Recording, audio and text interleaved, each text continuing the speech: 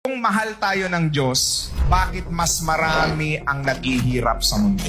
Hindi naman yung pagmamahal ng Diyos yung nagbago. Yung pagkakakilala natin sa Diyos yung naiba. Kasi para rin yung kung mapagmahal ng Diyos, bakit ang daming religion nag-aaway?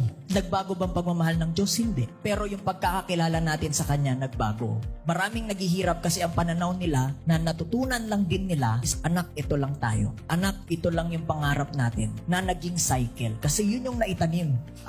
Maybe kaya ako mahirap kasi ito daw yung will ni Lord. Pag ginamit mo na si Lord, sino pang kukontra sa'yo? Pangalawa, ang mahal daw ni Lord yung mahirap. O, pag ginamit mo na yung pagmamahal ni Lord sa kahirapan, paano ka pa kukontrahin yan? Wala na. So, hindi ang pagmamahal ng Panginoon ang nagbago. Bakit? Sabi nga, no, if grace is an ocean, lahat tayo malulunod. Pero bakit maraming naghihirap? Kasi maraming gamit baso lang para sumandok.